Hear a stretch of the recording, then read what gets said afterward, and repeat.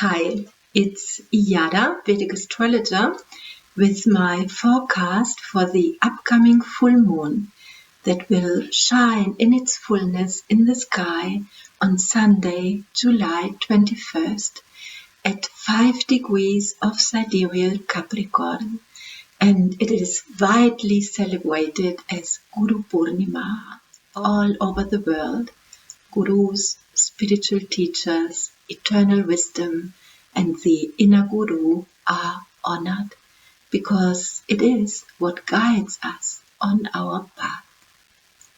At first glance, this is a strange Guru Purnima because Jupiter, that is Brihaspati, the guru of the Devas in Vedic culture, is at its maximum debilitation point at 5 degrees of sidereal Capricorn in the lunar mansion of Uttara Ashada.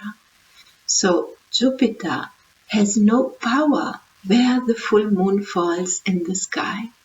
But the sun in the opposite sign of sidereal Cancer shines in Pushya Nakshatra, right on the maximum exaltation point of Jupiter. So we have this broad spectrum between Jupiter, the guru, the guidance, in its full power and with no power at all. How do we experience this dynamic tension or stretching or pull in one direction or the other? Typically, Pushya Nakshatra, that connects our heart chakra with the third eye, makes us capable of deep compassion, but it can also express itself as a bottomless feeling of pity, and then helping others cuts us off from taking or receiving. We may perceive empathy like an additional burden that increases our suffering when we tie ourselves to the fate and the hardship of others. That kind of empathy has its roots in childhood patterns where we turned the flow of life around to help our parents, and we made ourselves bigger than them, bigger than life, and that endangers our autonomy and takes away our strength and the strength of the other person too. True compassion, on the other hand, is like a soft touch that does not bind us to the other person. It remains a feeling, but it is more the allowance of a resonance whilst we remain in our individuality and strength and leave the other in his or her strength and individuality. True empathy does not sweep us away, but radiates something for the other person that gives him or her support. We learn about compassion in Pushya Nakshatra and with this full moon.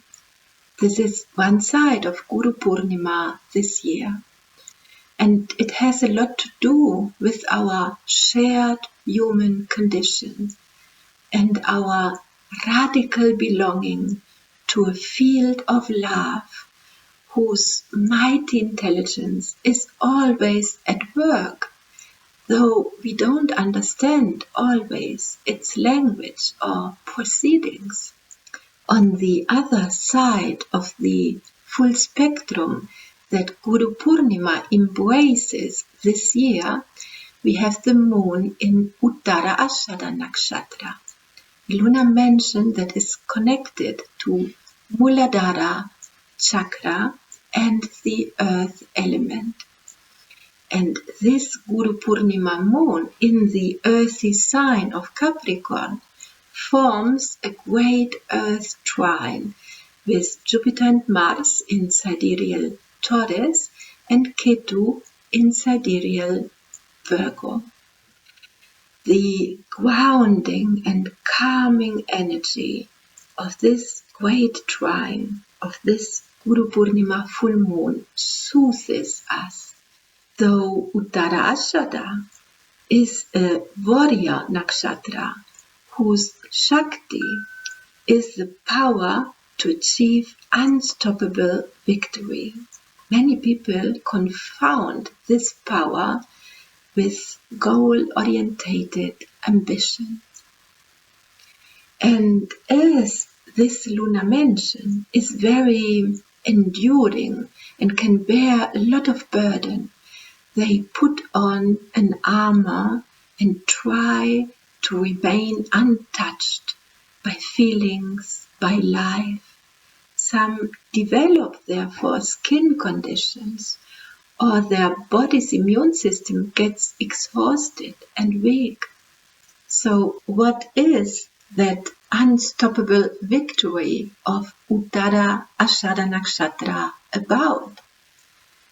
Guru Purnima is a spiritual festivity that normally puts the focus on the worship of the eternal that was never born and never dies. But this Guru Purnima, with the moon in Uttara Ashada and the sun in Pushya, cannot remain untouched by impermanence. We are not untouched by impermanence. For a long time, we may have clung to an ideal state of being that does not take into account our incarnated state of being in this world. We are all steeped into impermanence. In this world, all is continuously shifting, fading, fleeting. And we all know about the vulnerability of being alive. We all have wept, grieved and raged, danced and delighted in being alive.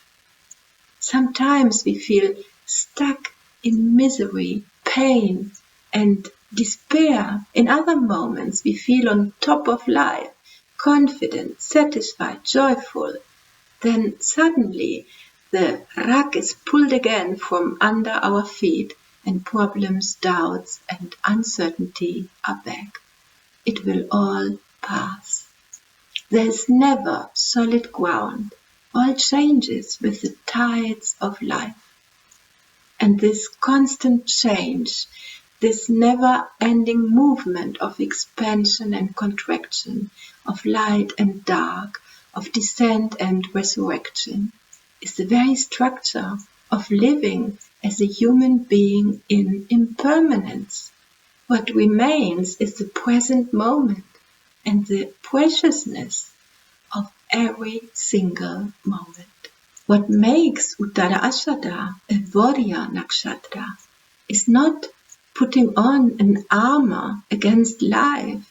It is not becoming rigid and untouchable, but accepting impermanence as a sacred doorway to open our heart to the power of love.